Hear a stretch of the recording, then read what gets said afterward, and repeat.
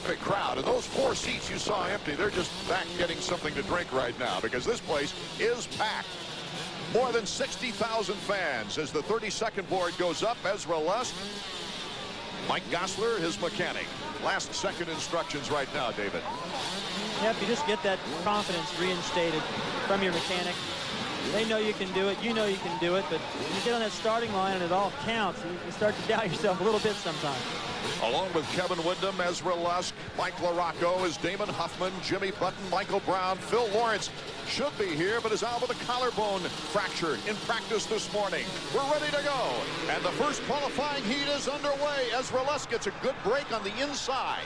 He'll take the short route around while Huffman goes to the outside. But it's Ezra Lusk on the Team Honda that's out in front. Number 100 is Michael Brown in second place with Jimmy Button in good position along with Damon Huffman. Also Kevin Windham now in a battle with Huffman. You can see it from a beautiful shot overhead. You can see that Lusk had a clear shot the whole shot, but he shut off real early. He almost got both those Hondas collected in the back of him, but paid off by tucking it around the inside. As we go around this track for the first time, David Bailey, very hard packed, lots of air time. What's going to happen here tonight is the main line, the main groove, is going to get very narrow. And you've already heard the riders talk about how it's hard to pass. Everyone's doing everything the same, but they're going to be coming into a section here, the whoop-de-doos. Once they make a left right here, this has been the separator so far today. Here's the battle for second place. Jimmy Button, number 11, trying to make the move on number 100, Michael Brown. It's Lusk, Brown, Button, Huffman, and Windham. Your order here in the first qualifying heat. Remember, only the top 4 get the transfer to the main event. Michael Brown whipping it a little bit off that triple jump. You see these guys really working that bike in the air, trying to have a little bit of fun out there. If they start throwing the bike around, controlling it, telling it what to do, it helps them relax. Feels like when they're out there during the week practice. Does it surprise you, David, the number 5, Mike LaRocco, who got a pretty good start, is getting left behind on this track? Well, no, it doesn't surprise me too much. I know Mike is capable of going fast in the hard pack, but he seems to prefer the softer, more rutted surfaces. He likes the ruts because he says it divides the guys. The better riders can ride in the ruts.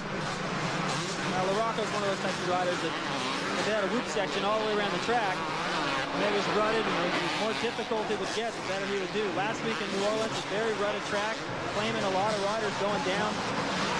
And Mike was just charging to the front the whole way. A little bit better start. It may have been a different outcome there. A good shot of Ezra Lusk, number 3. Despite a good series in Florida, Indy seemed to be his undoing earlier when he crashed, injured his hand. He's been racing all this time with a boxer's break, a stress fracture in that hand.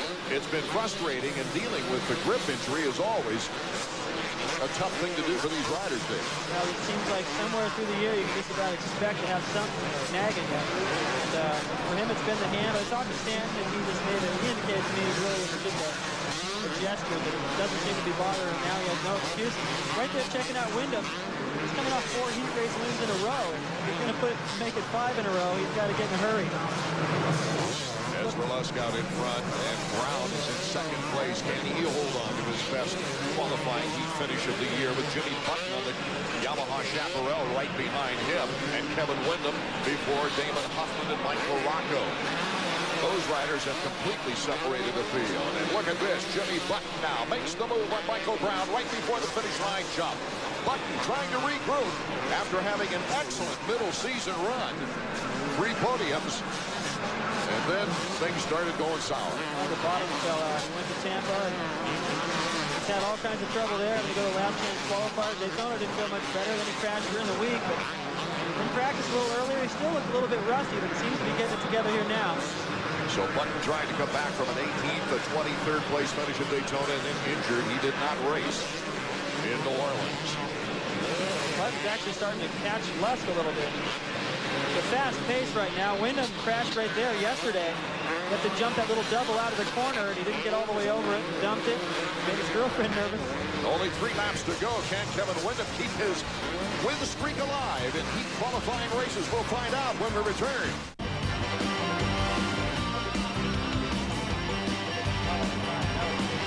Welcome back as Kevin Windham makes the move and pass on to Michael Brown. Here comes Huffman right behind Brown. So the Honda Troy rider in trouble right now. At least in terms of going directly to the main, he is. That spot's getting threatened now.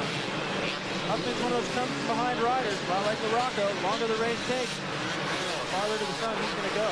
So it's Lusk, Button, Wyndham, and Brown in that order. Now, as soon as Wyndham got around the ground, you can see him just right there jumping up that kind of like a camel step up, step off. If you don't get up on top of there good, get the drive, land in the hole on the other side. Wyndham taking a little from the inside. That's where he got Brown. Beautiful move. He called the lap rider just to make it a little bit better. Lusk with a 5-second lead on Jimmy Button, number 11, in second place. Lusk would like to get back on track and winning a heat race. His last win in the heats back at the Georgia Dome in Atlanta. He had one in the race before that in Indianapolis as well. Ezra Lusk, number 3 on our screen, and here's Wyndham and Button going at it. White flag lap is out now, the final lap of our qualifying round. Wyndham, moves into second place. He's done a beautiful job of getting through the pack. You know, I guess that's easy, my words. I think everyone does. Everyone's saying how tough this track is going to be to pass on, and Wyndham just slides through everybody. A little more time, he may get up there and give Lusk a run. Wyndham coming up on the lappers now. Button right behind him in third place. In our final lap of action, it looks like Lusk will have it tucked away.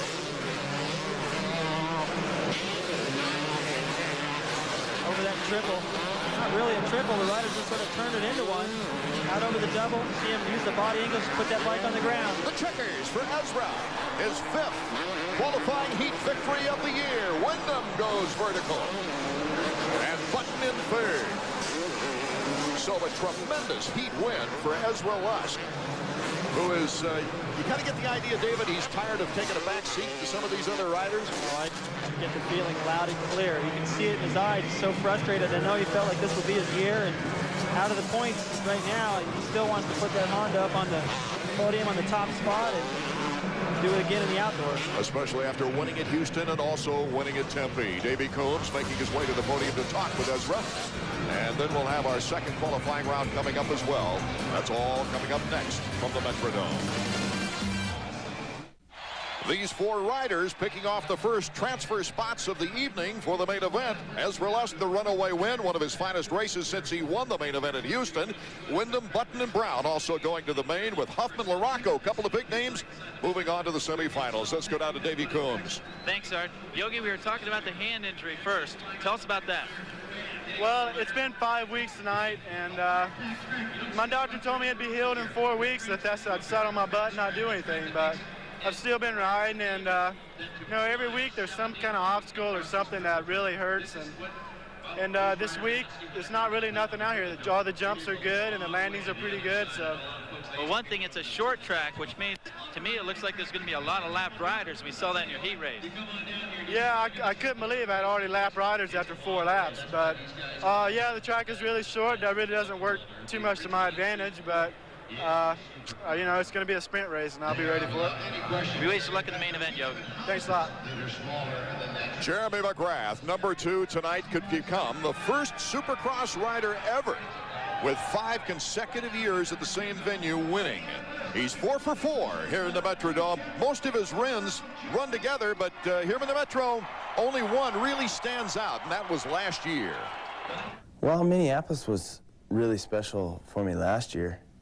I think it was my first win of the year, and to me, I was over ecstatic. You know, I mean, it was 7 race or 8 race drought before I won a race, and then I won here at Minneapolis. So, I mean, the fans here are really special to me, and overall memories. I mean, I've won a lot of races, so it's kind of hard to remember exactly which ones were which, but I know last year was a real good one for me.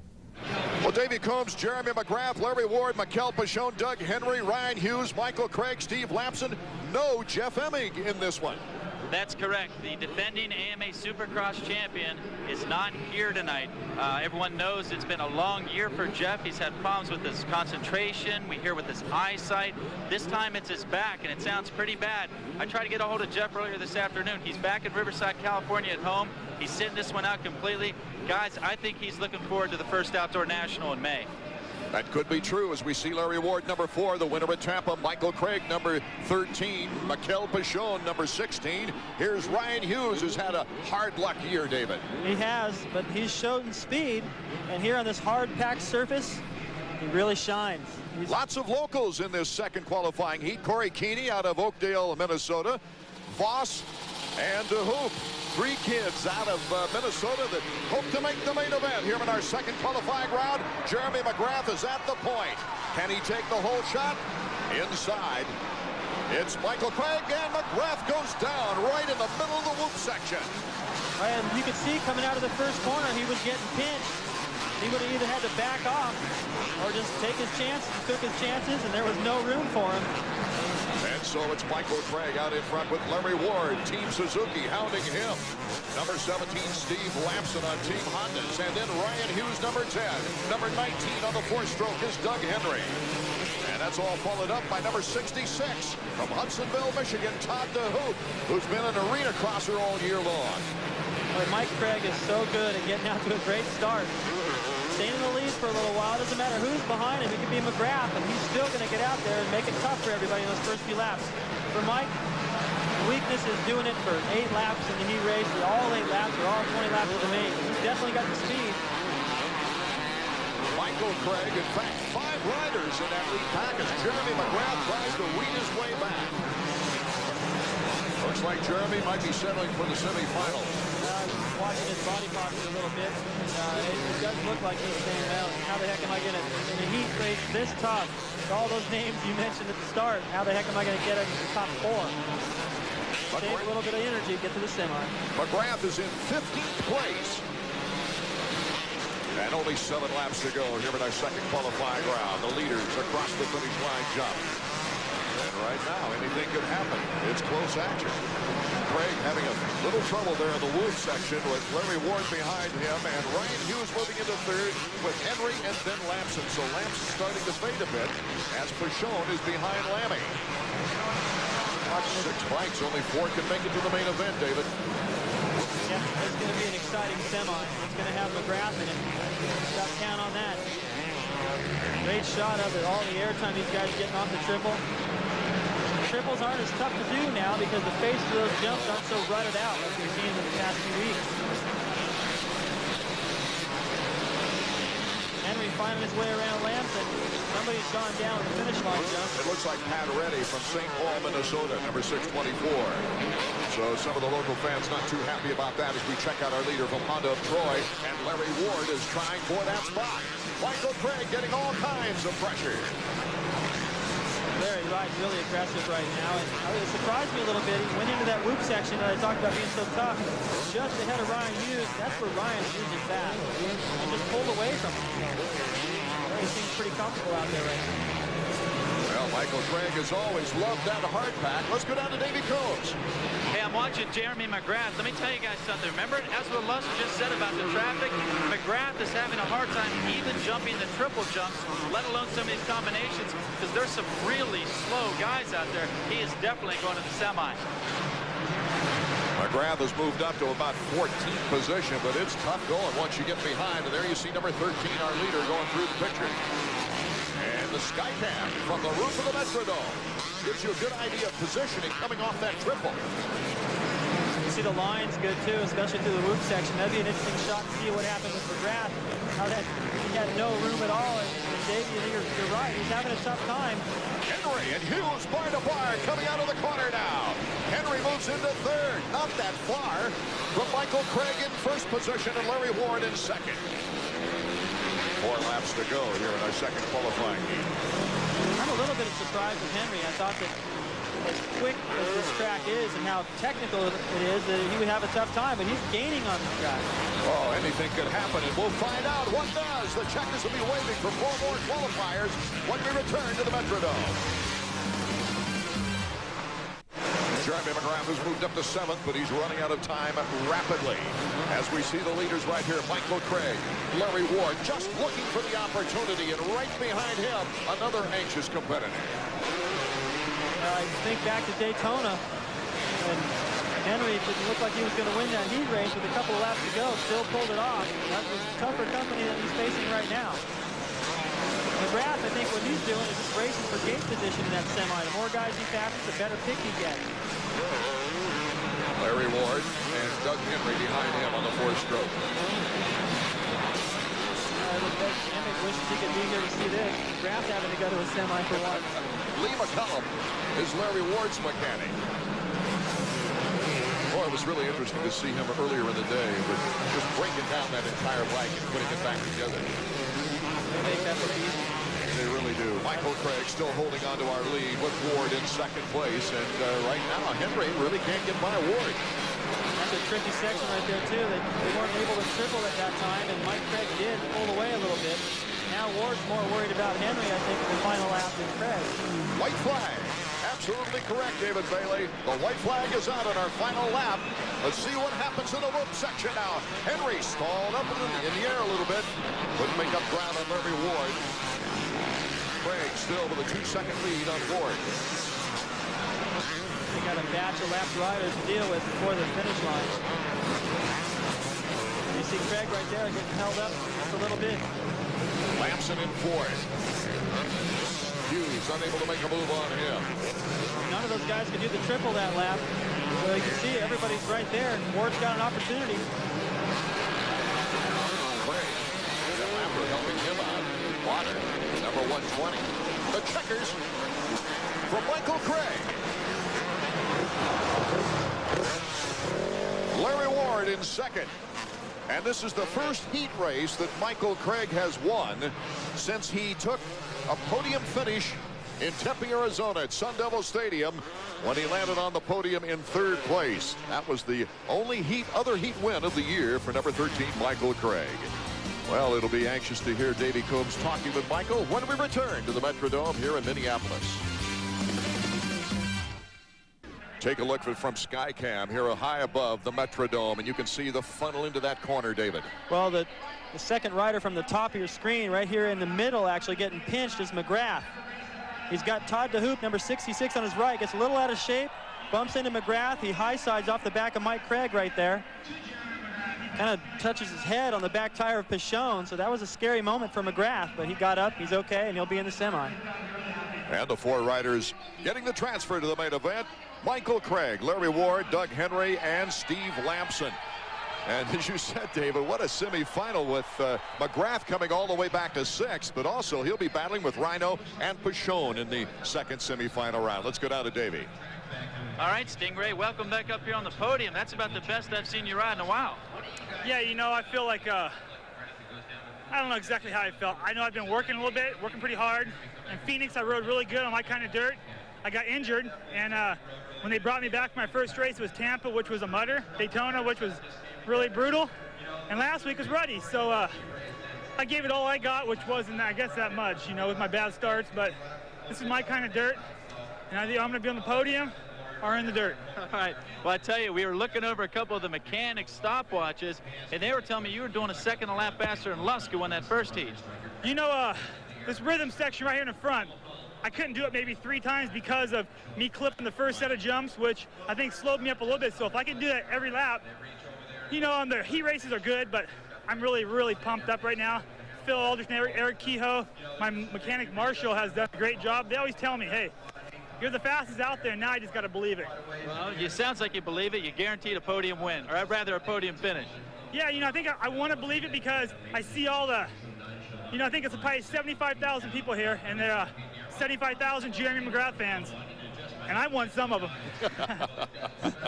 He's capable of pulling some fans his way. ESPN2 rocks, thanks to the riders, the factories, and of course you fans, as we have a sellout here at the Metrodome. It's a stretch run for the Supercross Championship, a must for you to catch in person.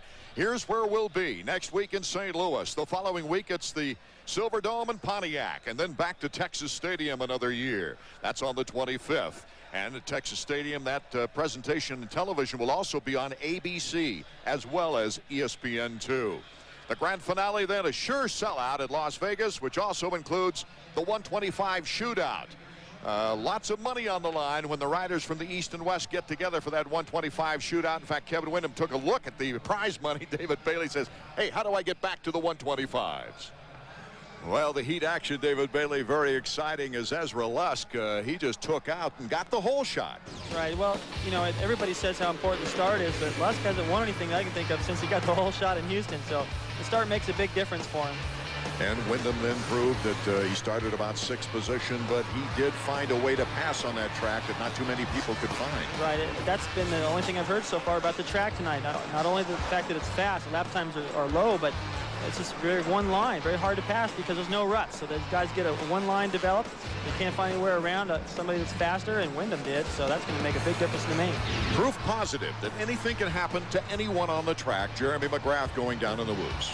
It was just he had to gamble right there and try to go for the lead. Usually that works for Jeremy. He can just squirt right through the middle, but it didn't work for him tonight. And the fact that he's got to go to the semi, I'm not worried he can make it to the main. But he's going to have a different routine here tonight, and that just opens the door for somebody like Wyndham or Lusk to sneak in there and grab a win. And in that second qualifying heat, it gave the break to Michael Craig, who likes the hard pack anyway, and Henry showed some speed.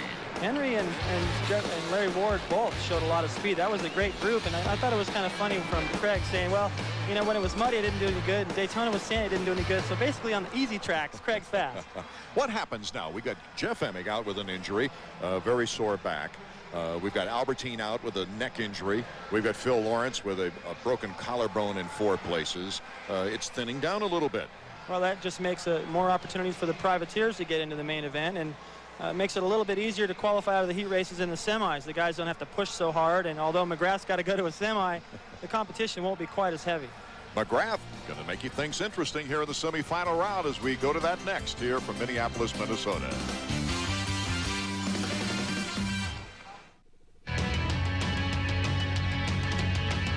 Rider in the history of Supercross has won the title without winning at least one Supercross. Jeremy McGrath with a good start, but it's Jeff Emig with the whole shot. Jeremy McGrath still back in second place. Jimmy Button's got the inside move and is challenging for the lead. McGrath not giving up. They both up by Emig. Oh my goodness. Jimmy Button and McGrath bar to bar. Button in first place. Jeremy McGrath's going to show him a wheel or two here on the inside. Jeremy McGrath, his second lead of the Supercross season. That was so smart. He'd been getting close to Button every time. Set him up. Button went wide, and Jeremy just went wide, took the line away. And here's the checkered flag. Jeremy McGrath, his 24th career Supercross win, his first of 97. He said it was coming. The last 3 races he felt it. But here tonight, a very, very happy Jeremy McGrath. A big moment for Suzuki and, of course, Jeremy McGrath right here in Minneapolis last year. Well, they did some manicuring of the track. Let's go down to Davey. Thanks, Art. I'm down here with Rich Rinkler. He's the guy who takes care of the whole track. Rich, we noticed you guys cutting the whoops down here in between the heat races and the semis. What's the strategy behind that? Well, we were watching those first heats, and there got to be a big line here on the left that was so deep it was the only way to go down the whoops. And with as short a lap times as we had here, we knew there'd be a lot of lappers and passing would be a problem. So we decided to go over on the right side where they were big and round them off a little bit to try to make this downhill side of the whoops more even. Do you feel like you have it now, or are we going to see you guys back out here before the main event? Well, we think we got it, but we're going to watch these semis now and see if anybody chooses going down the right. And if it works good, we'll leave it. If not, we may come on the uphill side here and try to doctor them up a little bit too. All right, thanks, Rich. We'll let you and Mark Barnett get back to work. All right, thanks. Davey, do you think it'll do that? You know what, guys, down here looking at it, I could see what he's talking about. There's a definitive rut on the left side of the track.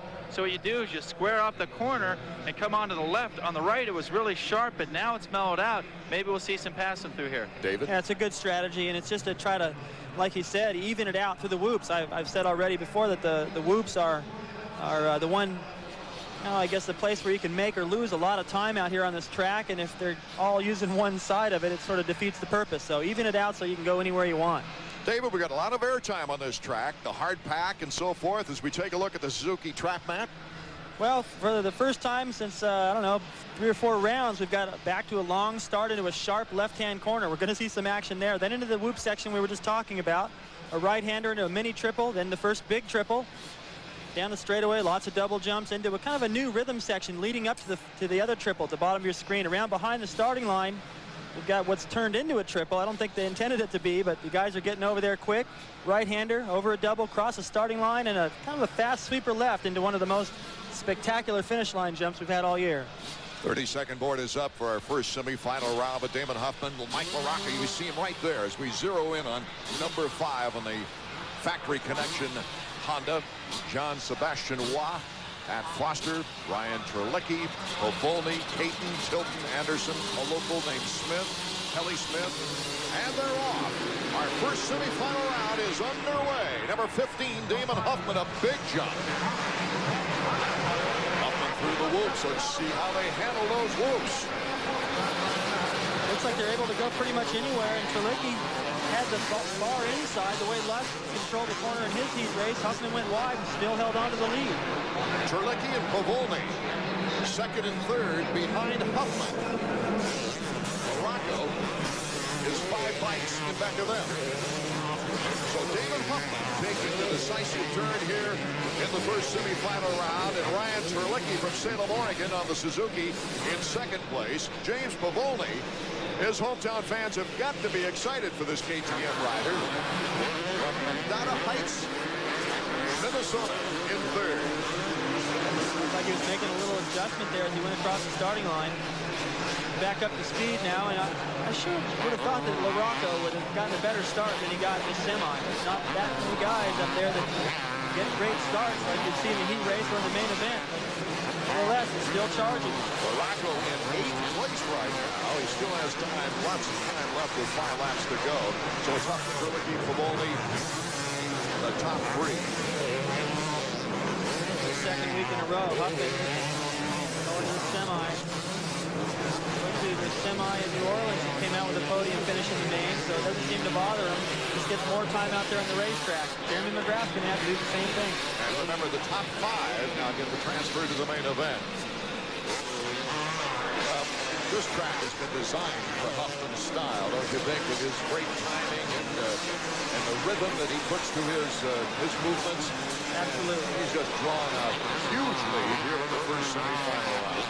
I would have expected it. If LaRocca would have gotten off right there with him, I would expect those guys to battle. This way you see LaRocca working his way up through the field. He's in 8th. Over the big triple. He's almost, I'd say he's about a third of a lap already behind. That's the difference the start makes. Huffman working his way across the starting line with the signal. This week you can see that signal pretty good. You get a little time, you pop up over that double jump, and the mechanic's right there. Well, will Mike LaRocca have to go to the last chance qualifier? We'll find out because the checkers are just around the corner. Welcome back to our first semifinal round in qualifying for tonight's main event from Minneapolis, Minnesota. Huffman, Terlecki has moved into second place, Povolny in third. So Terlecki, 61, holds on to that second place.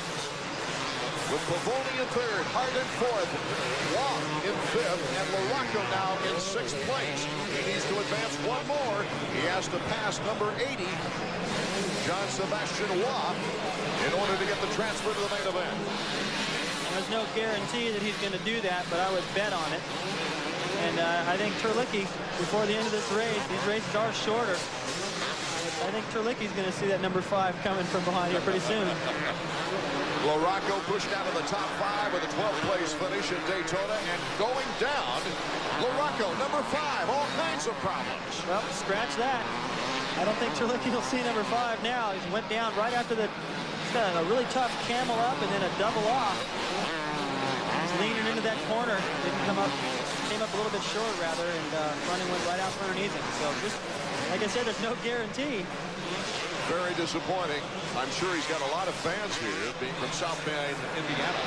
White flag is out. And we're about set for the final lap of action. Terlecki coming across, seeing the white flag. LaRocca in 7th place. He's got a lot of work to do in his last lap. He's get the main or it's the last chance qualifier. Terlecki using the left side all the way down that root section, so these guys are still, at least the guys we're seeing in this shot, are still favoring the left through there. Mark Barnett and Rich Winkler are both over there discussing what they're going to do next. I have a feeling they'll fix it so it's more even. They're right there at the whoop section where Davey Coombs talked with them earlier. As Damon Huffman looks for the checkered flag, gets it, easily wins the semifinal. So Huffman, after his best finish of the year, his only podium last week at the Superdome in New Orleans, a 3rd place finish, comes back to win the semifinal round just like he did that night. Huffman, Terlicki, Pavone, Waugh, and Hart, it looks like, will be the official finishers going on to the main event. And so Davey Coombs will be over to talk to Damon Huffman. Mike Morocco heads to the LCQ. We'll be right back. Out of the first semifinal round, transferring to the main event, we've got Damon Huffman, Terlicki, Pavone, Waugh, and Hart. The top 5 out of that first semifinal. And Davey Coombs now is with Huffman, who, did he break a sweat at all, Davey? No, it doesn't look like he broke much of a sweat. Now listen, Damon, last week you got on the podium. You looked really solid in New Orleans. That changed your attack any this week, but I mean, you look really fluid. Just even in your heat race, even though you didn't get in the qualifying directly, you still look pretty good. Yeah, I've been riding really good lately, even all year long. Just last week, I got a great start all last week, and again today, and hopefully I can do another one in the main event. Now, as far as the main event goes, do you think it's important to have a far inside starting position or right in the middle?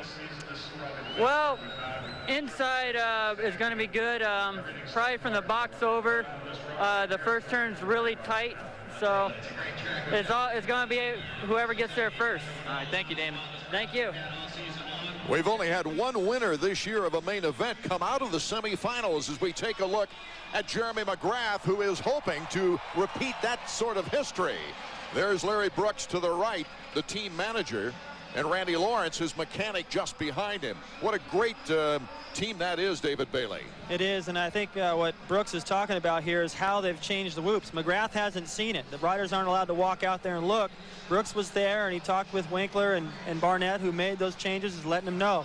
Look, remember where you went down in your heat race? Well, that's all fixed now. So 2 weeks in a row, we've got single-digit guys going to the LCQ. Larocco out of that last one, and Emig last week, Davey Coombs. Jeremy Albrecht right now. This is Jeff Emmons' mechanic. Now, we know that Jeff had a horrible week last week. He had to go to the last chance qualifier, just like we saw Larocco here. But tell me, where's he at tonight? Well, he stayed home. We went to the chiropractor, and it hasn't been working. It's been hurt back for probably 2 weeks now, and it hasn't been getting any better going the races. So he had an MRI and all kinds of stuff to figure out what's wrong with it. And hopefully they'll find out on Monday exactly what it is, and he'll be back next week. Hopefully, if not, we got to get him going for the outdoors, and at least so he feels good when he's out here riding. Thank you, Davey. And Jeremy, as Jeremy McGrath is hoping that another single-digit rider doesn't have to go to the LCQ. I've seen him win a main event after winning the LCQ, but he certainly wants to avoid it right now as the board is sideways and we're set to go for the second semifinal qualifying round. Jeremy accelerates, blasting out of there to the inside. Hughes, they don't connect. It's Mikel Pichon, though, in the whoop section, number 16. Jeremy McGrath to the inside, boxes him out on the turn. Jeremy McGrath, Mikel Pichon, Ryan Hughes. That's the top 3. It's Corey Keeney, a local favorite right here from Oakdale, Minnesota, in the 4th position. I think Jeremy just showed us what is the best way to handle the whole shot. Don't get on the brakes too early and have everybody get up there next to you. Just go hard into the corner, use the berm, get a good drive out of the corner, and control the right-hand side of the loops. Don't let people on both sides of you do. And if somebody does get up close like Pichon did, he controlled the inside of the next corner, came out in the lead. Jeremy McGrath continues to lead number 2. It'll be interesting to see how he goes through this section now, staying to the left. Yeah, you can see him getting right in that rut there. They will go out there and dress that up some and make it more even so the guys use the whole straightaway. This is one loss. From our Skycam on the triple, the Black Wolves taking it from far side of this great crowd here in Minneapolis. Trying to hold with Jeremy McGrath is Mikel Pichon, number 16. Ryan Hughes in 3rd. And then we've got Corey Keeney from Oakdale, Michigan. And then right behind him from Prior Lake, Michigan, or I should say Minnesota, is Heath Voss. So Keeney and Voss, both Gophers, Golden Gophers here in the Metrodome, going at it. Pichon staying close to McGrath here, not letting him go. You can see McGrath did a good job to try to hop up over that one big loop in the middle. Using a little bump before to hop over the big one, try to maintain that momentum. If you hit the big one too square, you pop up in the air when you land. You start that up and down motion, lose all your forward drive. Taking a look at Jeremy. He calls this a fun track. He smiles when you start talking about Minneapolis, Minnesota, not just because he's won 4 for 4. He loves the dirt, and he loves the size of track. Well, anytime you win 4 races in a row here, there's some combination out there that agrees with you. It's very technical. We talked about that in Semi 1 in the favor of Huffman. McGrath, Huffman, I'd say Lust, and also Kevin Windham. All those guys have that excellent balance out there. That does Pichon. The ability to figure things out quick and good timing, and that's required on a track like this. McGrath hoping he sees the checkers when we return to the Metrodome. Art Ekman, David Bailey, Davey Combs from the Metrodome in Minneapolis, Minnesota, and we focus in right now on Rhino. It's got to be a little bit demoralizing for Rhino right now to see both Pichon and McGrath pull away. They're pulling away about a second a lap. The semi doesn't mean everything. Ryan Hughes in 3rd place. The crowd oohing and awing as Jeremy cuts through some lappers now, going through the whoop section, and Pichon has picked up some time. That's what those oohs are for. Their favorite boy, McGrath, they've never seen him lose here. They're going, what's this number 2 thing all about on his number plate? Every race that's been run here in the Metrodome, Jeremy McGrath has won in 250 ranks. Getting by the lappers pretty cool. They're just excited to see a battle again. Pichon is making it close and continue to pull away a little bit from Hughes. So they'll go in there, watch videotape, and then big rig. Get things figured out for the main. It's starting to make a big difference there. Oh, look at the acceleration. Great shot. You saw the white flag flying in the air now. 1 lap to go for Jeremy McGrath here in the 2nd qualifying heat. Last week, Pichon a good start in 3rd, but he faded to 8th. He hasn't faded too much here in the semifinal. No, what he's done is continue to click off good laps. Off that triple, starting to look at the fans, get them into it, and Pichon decided to just back it down a little bit after a mistake. Slight mistake, let McGrath get away, so there's no last lap action here. And a good ride as we zero in on Ryan Hughes, better known as Rhino. He's had a difficult season, but he's in 3rd right now. Voss is in 4th, in 5th.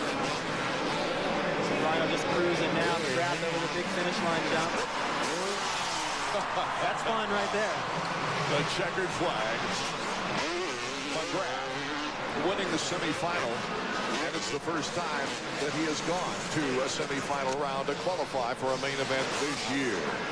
A guy who's been on the podium every time but 1 time on the season.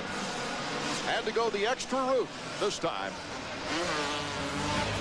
We'll check out the official listings of which 5 riders make it to the main event out of our 2nd semifinal round right after this. Well, it's not quite the full Monty, but it's for Jeremy McGrath. You don't think he's popular here in Minneapolis, Minnesota? Jeremy McGrath winning the 2nd semifinal qualifying. And take a look here now. Nothing's for sure, even if you have a big lead. Well, just jumping right up in there on the top of that plateau. The lapper didn't know he was coming that quick, and good reflexes there to keep it up on 2 wheels. McGrath, Pichon, Rhino, Voss, and Keeney qualify going to the main event. So only the one big name, LaRocco, having to go to the LCQ. Let's go down to Davey. Well, usually about this time of the night, you're sitting in the back, maybe having a cool drink, maybe signing a couple autographs. Not tonight. You got to work. Yeah, I kind of went down on my heat race. Todd DeHoop and I kind of connected bars, and I went down on the whoops at the start. But I don't know, it's kind of a fast track, really fast lap times. It's not too tiring. It's just get you winded, so it's good to stay warm. Hey, what about when that lap rider almost knocked you down there? We just saw a replay of that. Yeah, I went over the finish there, and I came inside, and the guy didn't jump up the step up, and I jumped up, and he looked like he was going to go one way, and he went the other way, and I ran right into him. Luckily, I didn't go down. And finally, how do you feel about the main event? This doesn't faze you at all, having to ride a semi? No, I'm not. Hey, you got to ride 1 semi a year. I feel good. Ride the shortest one. Yeah, exactly. Look at that smile, David Bailey. I think you can see that he's having fun. Our next telecast will be from the Trans World Dome in St. Louis. You see the date and time on your screen. Hope you can be with us. Last year, 7 different winners. With 6 races to go this year, 5 different winners. So it's going to be interesting what comes out of today's race here at the Minneapolis Metrodome. Before we get to the 250 main, it's back to the 125 West. That's after 6 weeks of the 125 East Ricky Carmichael show. Only 1 point divides John Dowd from David Villeman with 2 races left of the 125 Western schedule. We'll be right back.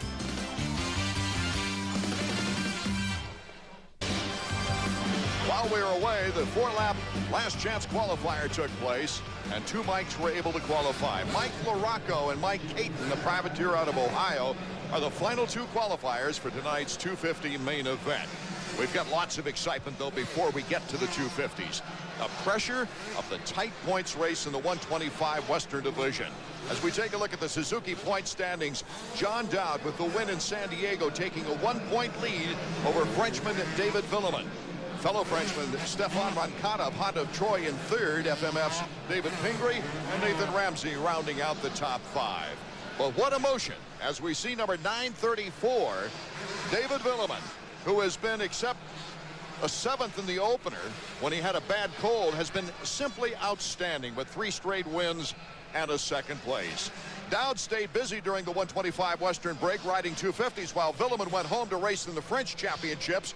Both expect the title chase to go down to the final race.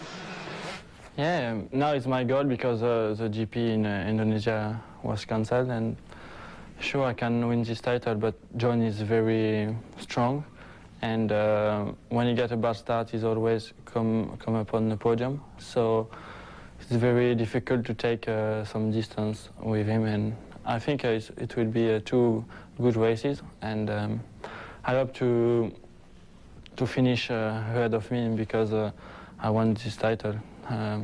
I'm sure he wants too, so it will be a good battle.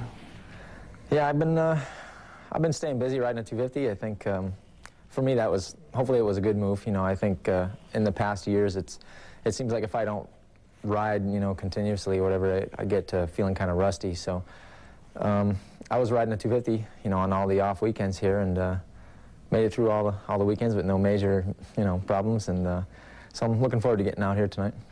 Surveying the track, and we see number 3 in the point standings, Stefan Roncada. He's never been out of the top 5, but he hasn't been able to get a win or even equal his total of 2 wins last year. So he could kind of throw a monkey wrench into this race. He can definitely have an effect on the points chase if he gets in between Villemin and Dowd, and he won his heat race. No problem over Ryan Huffman. Looks good so far tonight, and once again Villemin back over here winning the parade lap. That warm-up lap he uses at full speed. Just like another practice lap, David. Yeah, but he just went out there and jumped everything. He almost landed on the back of Vallejo off one of the triples. He was just riding all 3 of them, and Villemin comes at full speed. Dowd, on the other hand, went very slow and took a long look at all the sections, all the ruts and berms developing. There you see John Dowd, Brian Berry's mechanic, trying to keep loose. He looks really focused. He was out there in the tunnel. I mean, he jogged in place for 4 or 5 minutes, working up a good sweat, getting his heart rate up, because you don't want to go out there, start the race cold. So important for your thinking, the decision making, and really injury prevention. If you happen to go down early in that, like McGrath did in his heat race, you can get hurt by not being warmed up and stretched. Let's check out the track conditions. Davey Combs? You know, you were talking about David Villemin winning that heat, or rather the parade lap, David. That might not have been the best strategy, because I'm telling you guys, although the track was really hard packed earlier, it's breaking down a little bit, and there's a lot of little ruts, a lot of little places to get yourself snake bit if you're not careful. We'll see what happens to Villemin. Travis Preston also in this lineup, number 94. He took a 2nd in his heat race, a far cry from winning the LCQ to get into the opener, and then he failed to qualify in Houston, but he has come around. Travis Preston, Ryan Huffman also there. Jeffrey Willow, Sean Perolio, David Pingree, Eric Vallejo, Jason McCormick fast but having trouble staying up. David Villemin starting from just this side of the starter's box. We're ready to go for the 125 main event. Oh, what a charge for the whole shot money. Willow, number 39. He'll get the whole shot money, but look at Dowd. Dowd on the outside going through the whoops. Pingree is also mixed up in that group along with Preston as they battle for the 2nd spot. Just sheer determination and desire from John Dowd. I mean, he just came out of that first corner. He actually pushed Villemin all the way up high, won that battle through the whoops. Now he's got the lead, and Villemin's way back. He's in 7th place, David. Making a move. He gets by Pingree for 6th place already. So smooth on this track. It's important for Dowd now to keep the pace up. I can tell you that his mechanic will not let him look backwards. He's going to keep him focused ahead, give him lap times. keep him focused on everybody but Villeman. If you start looking back, you start to attract those people. The 125 Western season, their first race in San Diego. That was back on February 7th, 6 weeks ago. We'll have to wait for St. Louis to see if Ricky Carmichael can continue his 5-race string in the East. But right now, the West, these guys look warmed up. They look ready. Here's the battle for second place. Willow. Number 18 is Roncada, who made an easy wheelie going by. You just had to get over that double jump. And Villeman is right behind them in fourth. Villeman climbed up there quick, but he's still, now by my count, about 6 seconds back from Dowd already. That's how important it was. They were side by side in the first corner, and by Dowd muscling his way in there, controlling that lead, got a big advantage right now. Dowd, this is the very first time he's had this position of the lead so dominant anyway, as Villeman has a little trouble there in the whoop section. But he gets by and moves up another notch. So Villeman getting by Willow now is in third behind Roncada. Willow trying to fight back on it. Willow putting up a good fight, too. Got the inside. Could have been a little bit more aggressive there. Put him out to the outside, but he didn't have to. He still controls that position. So Villeman having to work real hard to get around Willow. We knew this track would not be easy to pass on. And while this is going on, Villeman finally just said, hey, get out of the way. I got places to go. During all that, Dowd pulled away even more. It slowed him up just enough for Dowd to get probably another 1.5 second lead. Well, for Dowd right now, he's got Roncada pushing him. Roncada and Dowd both winning their heat races, both establishing the pace. Now it's a clear track back to Villeman. I think he can close the gap. Passing is a different story, though. Dowd looking for his third win of the season. Roncada looking for his very first win. And 7 seconds back, David Villeman trying to catch up, getting back in that points race. Who will win the checkers? Oh, we'll be back in a moment to find out. Welcome back to the 125 main event from Minneapolis, Minnesota. There's John Dowd, Team Yamaha. Dowd winning the race in San Diego, but he came from behind to take the lead. In his battle with Villeman, they actually battled for second place most of the time back and forth before Dowd, when the most bullish, like men, just went out and grabbed that win away from everyone else, John Dowd. But Stefan Roncada has not made any mistakes behind him, David. No, he's right there waiting for one. And that's what it's going to take, because I don't see any place on the track where Roncada's any faster. And Dowd, you know, being able to ride the 250 during the break, come back in here and ride a 125. It's not quite as fast, easier to stop, easier to turn, lighter, and you can muscle it around more. It's giving him a lot of confidence. Dowd has actually picked up another second on Villeman. Maybe the pushing of Roncada is helping. It's definitely helping. It's keeping him focused. And of course, Dowd just wants to stay. There was the mistake. The mistake is made. Just as I was starting to say something, here comes Stefan Roncada. Well, now Villeman can smell it. He's looking up there, seeing Dowd making mistakes. Well, Roncada told us before the race, I got nothing to lose.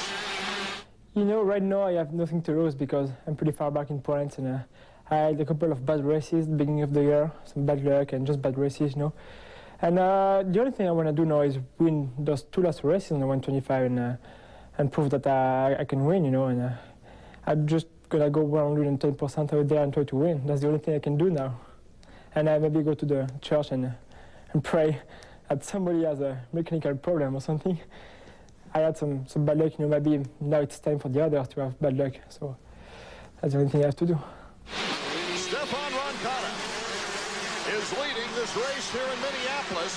John Dowd is behind him, and Villeman now is starting to pick up some time. Let's go down to Davey Coombs. Hey, thanks. I'm with Sean Pertzker. This is Stefan's mechanic. Hey, did Stefan come in here saying he's going to win this thing no matter what? Yeah, he came in tonight with a lot less pressure on than they had in the first 5 races, because he's thinking now that he's the underdog and he'll be able to come from behind. So with anybody will tell you that's a lot less pressure on him than trying to pat him easily. Stefan Roncada last year winning at St. Louis and winning at Pontiac. And another big highlight to the story right now is that Villeman has cut the lead of John Dowd down to about 2.5 seconds behind Roncada. Dowd's race has just gone down the tubes. And they're getting into lappers right now. This last couple of laps, he's made mistakes. He hasn't gone for the triple. And that's just allowed Villeman to climb all over. And there they are, just locked together right now. And you got to think that the way Villeman's caught him, he's going to pass him too. And I'm going to go out and take a little chance here and say, I think that when Dowd is angry, when he gets mad, fired up, that's when he rides his best. And boy, this mechanic needs to get him mad in that mechanics area right now. Put something on the board and get him fired up. He needs to get back in there. That bulldog tenacity he had in the last race of the 125 West season. Another mistake. Villeman's still trying to get around the lappers to get to him. Yeah, what could have happened here, and you never know, but it's possible that Dowd got out there, established the lead, got a little bit tight. Maybe his arms are pumped up a little bit right here. It's a hard thing to notice, but he's definitely made more mistakes. The timing is different, and with more pressure, that makes that arm pump situation even worse. Dowd trying desperately to stay in front of Villeman. If he should do so, that would mean he would have a 3-point lead going into the final race of the year for the 125 West season in Dallas. If Villeman should take Dowd, he would have a 2-point advantage going into the final race.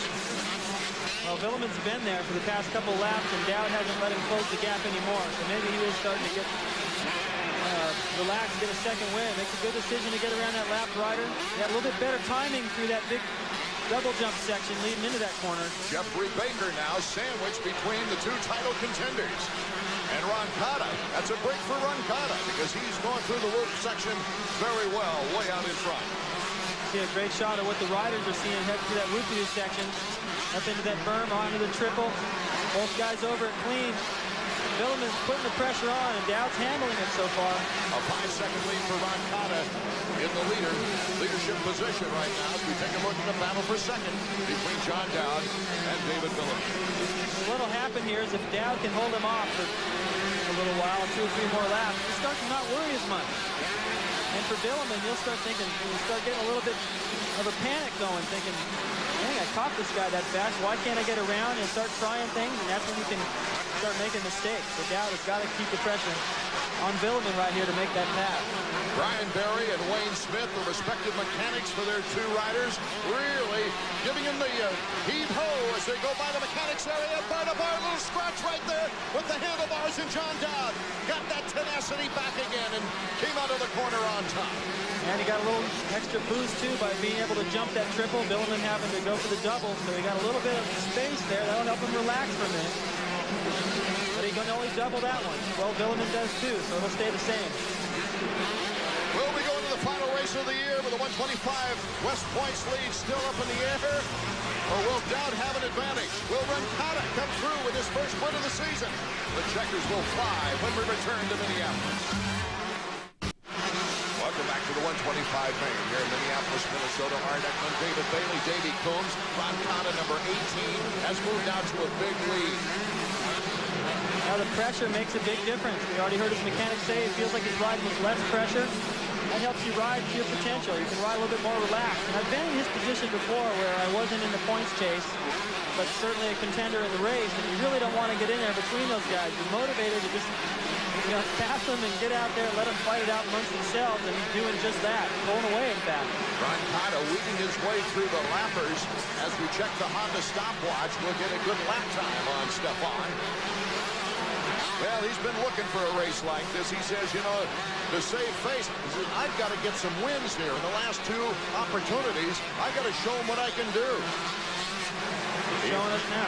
He, of course, ran in the 250s just for some experience. He's been really on his team, Honda of Troy, to try to get him more experience on the 250s. He said he loves it. His 250 action hasn't hurt him much here today. No, I think it helps, just like it does with Dowd. Dowd in second place, getting caught up in the lappers right now. He's lucky right there, not the high side off the back of Brandon. He got in there with a little bit more speed into that corner. He has not let Villeman close the gap. Even through the lappers, he's been able to maintain this little gap he's had. That's going to give him some confidence. Maybe he'll quit worrying about it and start riding his own race. the lappers work out in his favor. He may even have a shot at Ron Cotta before it's over with. Villeman getting around Pingree, and Brandis is his next target in order to pull up on John Dowd. Let's check in with Davey Combs.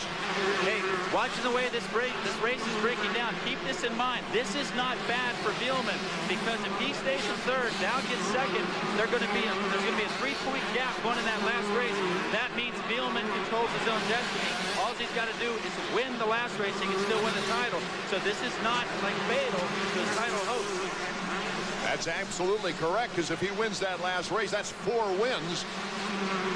And Dowdy with 2 wins on the season. If the tie, it goes to the number of wins. Right.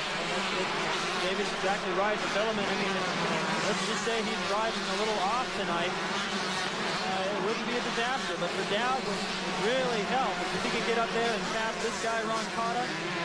Put another 3 points on him. That'll help him. Less pressure in that last rig. White flag is out. 5 seconds. John Dowd over Villeman. Ron Cotta way out in front. It would take a major mistake by Ron Cotta. The checkered flag for Ron Cotta. Oh, what a great win. John Dowd in second place. And Villeman in third. So Dowdy now takes a 3-point lead going into the final race of the year. Ron Cotta, Dowd, Villeman, Ramsey, and McCormick. It looks like that's our top 5. We'll be right back. And I know Stefan Roncada will be very excited with his first win of the season. We'll check in with Davey Coombs when we return. This was not only Stefan Roncada's first 125 win of the season, but it was also Honda of Troy's first win of the '98 season. You see the crew members just about as happy as Stefan Roncada as he's smiling right now. Let's go down to Davey Coombs. You're right, he is smiling. He's checking out his new trophy. Stefan, congratulations. That's the best we've seen you ride this year. Yeah, you know, since the beginning, I had some bad luck on some races and just some bad races because I wasn't in shape or something. I don't know. There are some days like this, you know, you don't ride good. And I've been looking for that victory for a long time now. I've been training really hard. And like I said, I have no pressure on because I'm pretty far in points.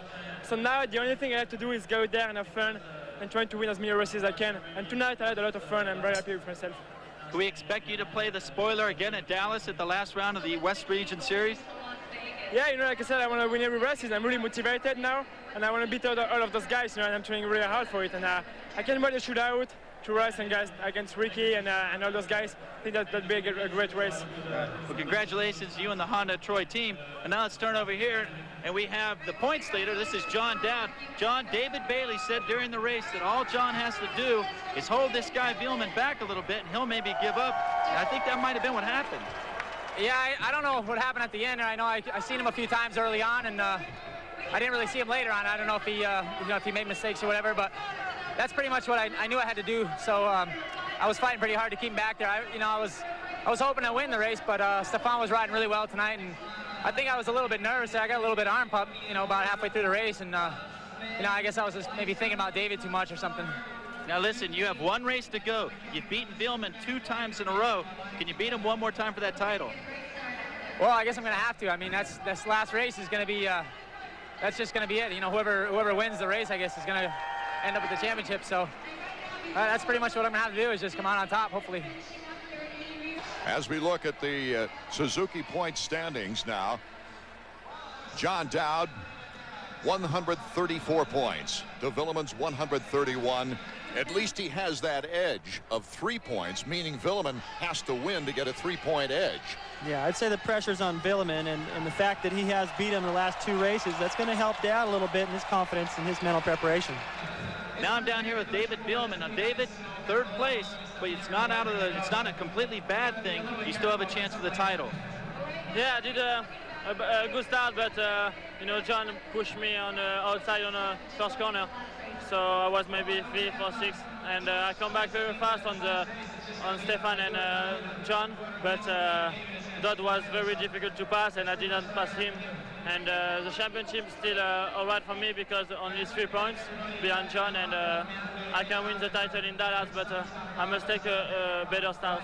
Are you going to go back to France before the last race, or are you going to stay here? No, I will go back in France because I have a World Championship in Brazil in 2 weeks. So I must go back and maybe train a little bit in Europe in Supercross and come back maybe stronger here. We'll look forward to seeing you in Dallas, and back up to you, Art. Okay, the 250s are coming up next. Can Jeremy McGrath make it 5 for 5 in Minneapolis? We'll find out in just a moment. Suzuki team manager Roger DeCoster takes a look at the differences of yesteryear and the present day on this week's Suzuki Profile. I think one of the big differences was that in that time, if you broke your bike, you were considered a bad rider. You know, you were considered a rider that was not thinking. And that was pretty much the same through all motorsports, like in motorcycles, motocross, road racing, and also in car racing. And then as the technology got better and all that, and each time that something is breaking now, it seems to be that the factories find solutions to keep it from breaking, and very seldom will a bike still really break. You know, you may get a flat tire or something like that, but it doesn't happen too often that the bike really breaks when it's been maintained properly. That's a big difference. So, you know, you can jump harder, you can land harder, you can make mistakes with the bike, you can over-rev it, and it won't break. So in a way, it puts more stress on your body because you can push it farther, but it's something also that you don't have to worry about. I remember in '72, my bike was great compared to the competition, but I could have broken that bike any lap if I wanted to, if I decided to over-jump something, or, you know, I know I could explode the hubs or the spokes or something, or bend the frame, or bend the forks. So you have to think about that all the time. Now the riders don't only have to think about how fast they themselves can go, what they can handle, what impacts they can handle. That's a big difference. Before almost 60,000 fans here in Minneapolis, Minnesota at the Metrodome, Art Ekman along with Dave Bailey welcoming you back. You know, qualifying was a little unusual. Mike LaRocco got his first hole shot since 1991, but it was in the last chance qualifier. Jeremy McGrath had to go to the semifinals to make the transfer to the main event. That's the first time he's had to go to the semis to make the main all year, David. Right, and when Davey was interviewing him, it didn't look like a fake smile. I think he's having a good time. I don't think that's going to matter for him, but it's got to help guys like Lusk, who got the whole shot and controlled his heat race, and Kevin Windham, who looked good in his. He didn't win the heat race, but he proved that on this so-called one-line track, he can come through the pack. So those guys are looking good. It's going to be a little tougher for Jeremy to here tonight. Let's check in with Davey Coombs down on the field. I'll tell you something you guys might want to look for late in the race, because so many top guys are injured, like Immig and Albertine, and just not here. A few guys made the main event who wouldn't necessarily make it. It's a very short lap here, so I think at the end of the race we're going to see a lot of lap traffic. So if there's a battle for the lead, watch the lap riders. They might end up deciding the whole thing here tonight in Minneapolis. McGrath, a living legend, hasn't forgotten the days that he was a bagger at the grocery store.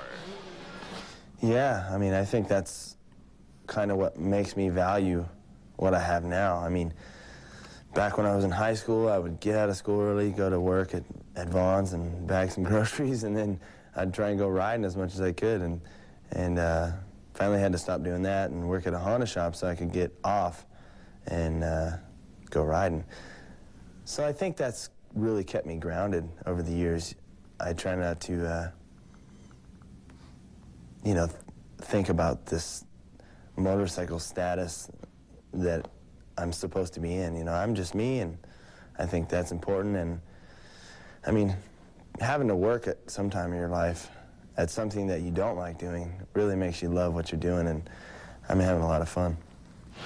As we check out the Suzuki point standings after 10 rounds, McGrath with exactly the same advantage he had going in last week, 56 points, but a different rider in second. We've got Kevin Windham. Lusk 11 back of Kevin. Ward expected to take a bigger lead on Immig. Immig and Albertine, of course, we've mentioned prior, not racing tonight. They're out with injuries. And this is going to be an interesting factor because this track has taken some tolls I didn't think it would tonight, David. Yeah, and I think this first corner is going to get real interesting. 30-second board is up as we're just about ready to start round number 11. McGrath is perfect here. 4 for 4 in Minneapolis. He'll become the first Supercross rider ever to win consecutive years, 5 years in a row. And here's the dilemma. If you get the whole shot, do you get on the brakes and tuck it tight like we saw Lusk do in his heat race? Or do you do what McGrath in his semi? You go all the way in there and use the berm on the outside and take your chance that someone's not going to come underneath you and steal it. It is sideways. The crowd so knowledgeable here in Minneapolis, getting ready for the start of the 250s. Oh, what an equal charge. Lusk has got an inside move. Wyndham's inside. Wyndham, it looked like, was in almost a tie with Pichon for the whole shot money. Right now, the important thing is that Wyndham is out in front of Pichon. Beautiful. For the second weekend in a row, Wyndham muscles his way into the lead. He had to take a little chance, go around the outside of Pichon, that right-hander, but it worked. McGrath's right there, too. Actually, it was Wyndham that bumped McGrath going to that first corner. Good job to stay up by Jeremy. As we go to the triple, it's Wyndham, Pichon, McGrath, Button, Lusk, Hughes, and a couple of Hondas behind them. Well, Lusk is close enough. You see him pop up right there. You can see the race. He's got Button to deal with first. That's not going to be easy. Jeremy McGrath in third. Now he's going to make a quick move, don't you think, on Pichon? Here's the whoop section. Number 2 to the inside on Pichon, but Pichon powers out of that corner. Pichon almost blew it there. Jeremy McGrath. The fans come alive. Now he's available to attack Kevin Wyndham. That was just sheer speed and aggression right there that allowed Jeremy to make that pass. He forced Pichon to come out of that right-hander before the triple, get on the gas early. Front end got away from him a little bit. Helped set up that pass by Jeremy. Wyndham, an amazing win last week. Incredible as he got out in front. His relatives and fans and friends there in the Cajun country cheering for him. But right now, the favorite of the fans is behind him 2 seconds. Button hitting one big whoop right there and getting a lot of air time. Keeping the pressure on Pichon. You see Pichon not letting McGrath go. It's an interesting deal here. We got last week, McGrath said he was kind of fighting a head cold and he wasn't able to really go out there and challenge Kevin Wyndham. Now he's in second. He's got a good look at Wyndham up there. See if this makes a difference when he's healthy in his favorite stadium. It'll be interesting to see how Wyndham reacts because, you know, looking back on last week's race, one of the most significant factors was that Jeremy McGrath could not catch Wyndham and had to settle for second place. Yeah, that was for sure one of the biggest wins in my mind, just as big as the race itself, to see Jeremy behind me and, you know, halfway through kind of put a second here and there, and that was a great feeling because, you know, when I first saw him back there, I was a little nervous because, you know, I mean, of what he's done this year and how he's been riding, and then I just put my head down and keep going, and then whenever I started watching and saw him kind of falling back just a little bit, big smile was on my face for sure. Wyndham our leader, Jeremy McGrath in second. Lusk starting to move along with Pichon on Jimmy Button, number 11. Pichon makes the move. Team Suzuki against the Chaparral Yamaha of Jimmy Button. Look at it for Lusk, Team Yamaha. He's not that far behind, David. There's the great battle. These guys are going fast and they're losing time to the leaders. Button in the same corner again, almost puts Pichon up over the hay bales. Did a great job, Pichon, to stay back on the racetrack, and Lusk is just going, I don't know if I want to get too close to these guys yet. I'm going to get caught up in it. Pichon with a good start last week, but faded. As for Lusk, making sure going through those whoops. Rolling dance high. Yeah, they do if they hit one wrong. Button did that a couple laps ago. This time he's able to go for the triple and hold on to that position. I think Lusk has really been in a position where the last few weeks and having some bad luck this year by getting caught up in traffic, going down. Lusk to the inside, makes the pass on Pichon. Now he's got Jimmy Button in front of him. Still a 3-second lead out front for Wyndham over Jeremy McGrath as they go over the finish line jump. Here's Pichon approaching that same area. I think you're seeing some patience from Lusk right now, just kind of pick his way through at the right time, not get caught up, go down. But the problem with the patients tonight is that Wyndham and McGrath are just, they're gone. They're in a class by themselves. McGrath has been unable to close that gap. So for the second week in a row, Wyndham out to the hole shot, and he won't let McGrath get any closer. Ryan Hughes is also looking for some redeeming factors right now after a very difficult season. Side by side, Lusk. And Lusk moving up a position. Ezra Lusk in third. Now this is, it's not impossible. Oh, Pichon too, taking on Jimmy Button. Yeah, he got him back in the same corner and then looked over like, hey, that's twice. You did it to me. There's one for you. Now leave me alone. I got to go racing. Doesn't want to get caught up in that. You end up slowing each other down. They can't afford to because Hughes is coming. Miguel Pichon looking for a strong finish on the season. Had one of his best weekends of the season at Daytona, where he was in second in the heat and a good recovery after a bad start in the main event for a 6th position. As Davey pointed out, the lappers are going to play a major role. Already Wyndham starting to get into the back markers. He's hitting them first. He's allowing McGrath to get a little closer. These guys will hit him next, and it'll definitely change the way this race takes place. Hughes will be able to capitalize on a bad decision by Button to get through him. Hughes looking at the 5th position that Button has at this moment. Button, his bubble has definitely burst over the last 3 weeks. There you see that left side of the whoops still getting the groove in there. That's been favored. McGrath is even able to go to the right and still maintain as much speed. Can Jeremy catch up with Wyndham to make it 5 for 5 here? Emig and Lamson had their problems. Lamson's pinned under Emig's bike. Emig to the rescue.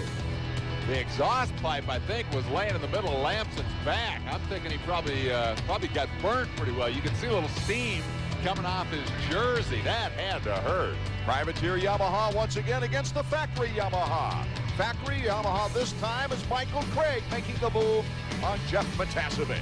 He's putting the heat now on number 19, Michael Craig. Let's see what the strategy. Oh, slips on that step-up whoop. That gives some room for Jeremy and gives him the edge, gives him the better line, and Jeremy McGrath is now our new leader. 14 laps, Michael Craig led in this race, and Jeremy McGrath takes it away. But he's on pretty much on cruise control as well as Mike Kudrowski back. Looks like he'll nail down a 3rd unless a mistake is made. The knack-knack on the triple. As he goes now for the checkered flag and the finish line jump. Nice style. 48,500 fans very impressed with their first opportunity to watch Jeremy do business in their, what do they call it? The Hubert H. Humphrey Metrodome. Time's running down. Wyndham with 13 laps to go. Not quite to the halfway point now. Good ride by Pichon so far. It wasn't that long ago when Pichon and Wyndham were dicing it here in 125 in the East-West shootout.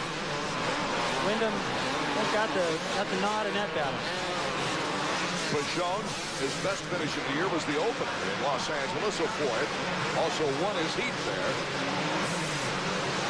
The two-time 125 Eastern champion has had some good times here as well.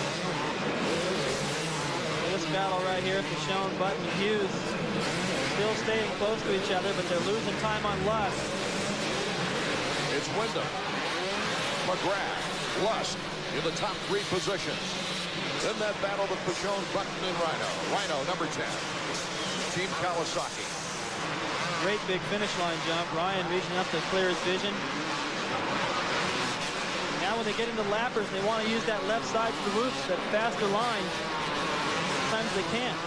So the ability to react to a different line and make that adjustment, still get through there quick, not lose time, tough. Ryan Hughes trying to catch up with Jimmy Button. He went down 3 times last week. You know, most guys would have given up by now. But Rhino just keeps coming back for more. And look at this, leaping by Jimmy Button. Well, Button wasn't able to go for the triple that time. Set that all up. Button's got hot and cold spots. When he's hot, man, he is moving. As soon as he can put that together, stay a little bit more consistent, he'll be a real threat. He's had 3 podiums this year. He's led 14 laps. Ryan Hughes, Jimmy Button, and here comes number 13, Michael Craig. Now that Pichon has broken free of this battle, he's gone up and started challenging Lusk. He's left these guys to battle amongst themselves. McGrath has cut the lead of Wyndham down to 2 seconds. So he's got a second off the lead since the last one. Look at this. He's making even a closer move in the whoop section. Well, now we're really going to see what Wyndham's made of. Last week, he made McGrath say uncle. Not many guys do that. But McGrath was saying he didn't feel 100%. He's just trying to get more points. Didn't have to win it. I don't think anything was going to stop Wyndham in that Superdome last week. This is the Metrodome. This is where Jeremy rules, and we're going to see a great fight. Ali Seymour, good racer in his own right, the mechanic of Kevin Wyndham. Can Kevin Wyndham hang on, condition-wise, not make mistakes? That's the big key on this track. Conditioning, I don't think this track takes as much out of you as it did last week, and he was able to hang on there for 20 laps. Whoa, look out! Jeremy climbing up his back right now. 2 Yamahas out in front. Yamaha has yet to finish off the podium. Well, let me put you in Wyndham's shoes for a minute, okay? He's been leading this thing so far. It's his to lose. The pressure is mounting. He's got the winningest Supercross motocross of all time chasing him down. And every time Jeremy does anything a little different, this crowd just leaps and screams, and Wyndham can hear all that. Back quickly now is Jimmy Button is challenging Jimmy Button. Or the other way around. Button starting to challenge Hughes. We'll get it straight. It's a battle for 4th place right now. Wyndham, McGrath, Lusk, Pichon. Rhino is in 5th. Back to the leaders now. Every time they get to that whoop section as they start in, McGrath goes in on the right. Makes up a bunch of time, but then he loses it at the last half. All he's doing right there, trying to get a little more pressure put on Kevin, and the crowd gets into it. That puts even more. Less than 8 laps to go. This would be remarkable if Wyndham can hold him off. Well, what's going to happen is lap riders are really going to play a part. They got 4 of them coming up they're going to have to deal with. Jeremy is so crafty, so smart. He's had so much experience running up front in these situations where Kevin really hasn't. So that could make the difference here tonight. Kevin Wyndham, Jeremy McGrath. There you see the lapper in between. McGrath cuts to the inside, and the crowd goes crazy. Will Wyndham strike back immediately? Well, he was only able to go for the double that time. Jeremy tripled it. Stayed surprisingly close to him, though. Boy, you call that shot as a local favorite. Pavoni was in between the two. McGrath, Wyndham is down. Wyndham is down on the near side. This is on that whoop section just leading up to the triple jump. Lusk hasn't come around yet. He's going to get going just in time, I think. He won't be able to do this triple, though, and Lusk will. No, Lusk didn't take the chance. Maybe he wasn't sure where Wyndham was going. Right, he didn't want to land on him. Lusk making sure. The concentration of Wyndham just got completely interrupted. Remember all the way back to the first round where Henry led it all the way to the last lap. And he had Tortelli pass him, and moments later crashed. Really takes it out of you when you've got that kind of pressure and then you finally get past. Well, the challenge now is on for Wyndham to hold Lusk behind him, which is no small task. Wyndham with 3 third-place finishes and the win last week. I can tell you, if he wasn't tired, he is now. It takes a lot out of you to go down, get back up. As soon as you do, you got more pressure, especially from somebody like Lusk. That's not going to be easy for him to hold him off. Ezra Lusk, 5 podiums this year for Ezra. McGrath making that pass only a couple of laps ago, now has a gigantic lead. So Jeremy McGrath is on his way to rewriting the history books once again, Davey Combs. Looks like you guys are safe now, but we're starting to get nervous about Wyndham. Yeah, I mean, I knew Jeremy would be really strong. Wyndham rode really good last week. I mean, I knew Kevin was going to be tough here also. And I just tried to keep telling Jeremy that he was stronger. And he was catching him a little bit. And I thought Kevin would ride a little bit better once we got by, but it looks like he made a mistake. Now Henry moving up a notch, getting around Button. Henry in 5th now. Button moves back to 6th. Next guy in line for Henry to get around would be Pichon. He's got a ways to go to get there, but the way Pichon faded last week, that's not impossible. Pichon, actually, you'll see him at the bottom of your screen, just sneaking into that battle for second between Wyndham and Lusk. I don't think he'll fade again. That track in New Orleans really took a lot out of guys. I bet you Pichon may have hurt it a little bit from DeCoster fading that bad. I'm sure he did his homework this week. With Ward with a sore back, with Albie out, I would imagine Roger DeCoster went to McHale and said, you know, please do it. Lusk and Wyndham, back and forth we go. Interesting development right there. The flagman was waving the flag, and there was nothing wrong on that triple jump. Lusk decided not to go for it. It was interesting. I don't know why he was waving it. Didn't see anything in the way. Those guys lost valuable time, though. Way out in front, Jeremy McGrath. And here's the battle for second place. Kevin Wyndham and Ezra Lusk with Pichon in the background. Wyndham's doing a heck of a job right here to hold Lusk back there. Second in points, his rookie 250 season. It's amazing. The white flag is coming up. Jeremy McGrath just taking the white flag. Now Wyndham right there knew how important it would be to try to get over that jump. Couldn't quite get over it enough to triple up onto that plateau, but you can see he opened up a good little lead there. Lusk rides by the white flag. Can he somehow take Wyndham for a second place finish? His third second place of the season. There's Jeremy McGrath. Randy Lawrence. Here's McKinney. What won it for him tonight was he was a little bit more confident, I think, in his ability to go 20 laps than Wyndham was. He kept the pressure on. He didn't make any mistakes. Has time to wave to the fans. 5 for 5 in Minneapolis. Jeremy McGrath. The battle for second. Wyndham and Lusk going at it now, tooth and nail. Wyndham still holding on as they come around the final corner. It'll be Wyndham in second, and a valiant try for Ezra Lusk. Mike LaRocco goes down along with Larry Ward. They're out of the picture, though, as far as the big points race is concerned. But Jeremy McGrath, number 2. No one has ever won at the same venue on 3 brands. Jeremy McGrath has done that as well as win his 5 consecutive years right here in Minneapolis. Win number 51 for Jeremy McGrath. This place, he knows how to bring him alive, doesn't he?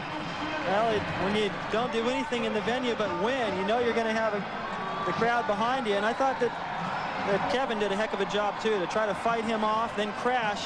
He showed a lot of resolve, able to hold off Lusk. So McGrath just keeps shortening the list mathematically of those eligible to compete for the title now, as he dominates the season, coming in with a 56-point lead on Kevin Wyndham. Wyndham picks up 3 more points there, so he's got the 59-point lead before we go on to St. Louis. Davey Combs is going to have fun on that victory podium. Okay, we'll take a short break and be right back on that winner's podium.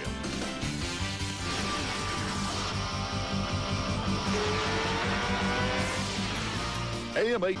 Welcome back to the Metrodome in Minneapolis, Minnesota. Art Ekman, David Bailey, Davey Coombs, Jeremy McGrath. As we see him celebrating with the crowd his fine victory here today. McGrath with 4 straight victories in a row this year, then picked up a win at Daytona. And after a second place last week, puts the W in the column once again. Our top 10 results: McGrath, Wyndham, Lusk, Pichon, Henry. Michael Craig, a good run for 6th. Button, Rhino, Ward, LaRocco rounding out that top 10. Let's go down to Davey. Well, we got the interviews going right now. I've got 3rd place Ezra Lusk right here. Now, Yogi, tell us about the end of the race. You and Kevin Wyndham got together after he went down, but then you had a hard time getting around him. Yeah, you know, I felt a lot better this weekend than I have the last 4 weekends, you know, since I hurt my hand. So I'm happy about that. You know, I'm just not happy that I'm not winning. But you know, all the lappers and everything was just really, really tough for me and Kevin to have a good battle. But that's the way it goes. You know, I know it's always about winning the race, but it is between you and Kevin now for second place. He's got about 5 points on you, if I'm not mistaken. You know, I could care less. You know, I want to get back to where I was, and I'm getting there back slowly and slowly. You know, it's not going to come overnight, and I'm getting back to the top, so I feel good. But you know, mainly I want to thank Honda and Fox and Dunlop and the good Lord Jesus Christ for keeping me safe. You know, I always like to keep things going like they've been the past few years, and I'm really happy to be back to the way I am. But you sound disappointed tonight. I am, you know, because I know I can win, but I'm just getting back to par, you know, like I said, and it's just going to take a little bit of time. All right, thanks, Yogi. Now we're going to turn over here, and we got the second place driver. Hey, Kevin, for a while there, it looked like 2 in a row. Yeah, well, I think I may have started thinking about that a little too early.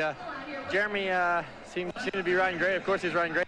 He won, but the other night, I think he had a little bit extra, kind of what I felt in New Orleans. You know, kind of have the home crowd. Say exactly his home crowd, but I think he has something to prove with winning as many times as he has here in the Metrodome. So I felt great, and you know, our bikes are working great. Me and Jeremy's both, and the Yamahas are getting us up on the podium. What about the end of the race? You and Ezra Lusk had a great battle for second. I thought you showed a remarkable amount of maturity, the way you got up off the ground. You kind of gathered yourself, and then you held him off. How hard was that? It was, that was the toughest part of the race for sure. You know, sometimes when you fall, you don't really get up and do as good as you did before you went down. And man, I feel like I'm in good shape. My trainer's been helping me a lot, Gary Semick, and everything's just been going really good. And that was my goal once I went down, just to keep Yogi behind me. And it was a great race, and I had a lot of fun. All right, congratulations on a great couple of weeks. Let's go back up to you, Art. Okay, thank you, Davey. As we take a look at the Suzuki point standings now, Jeremy McGrath with 249 points has a 59-point lead on Kevin Windham.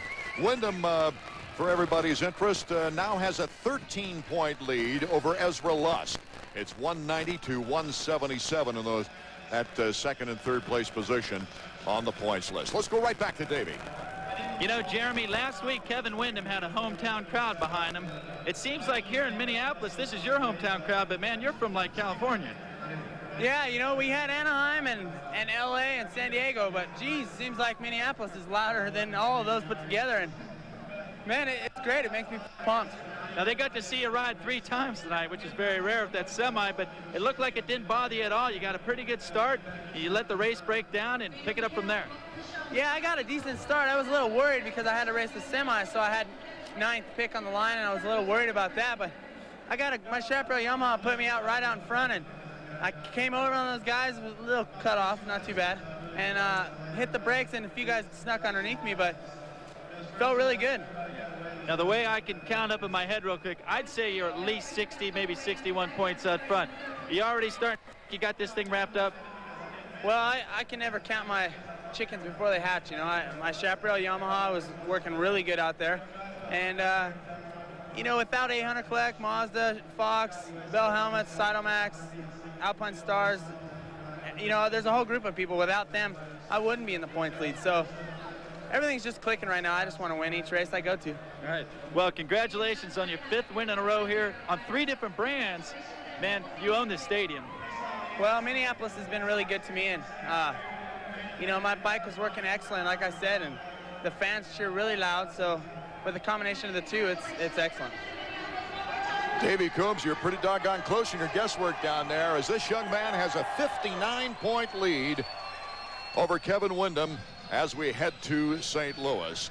He's 5 for 5 here in Minneapolis to equal his 5 for 5 in San Diego, and of course he had 4 for 4 at Anaheim. He loves Southern California, but I'll bet he'll come here at a moment's notice, David.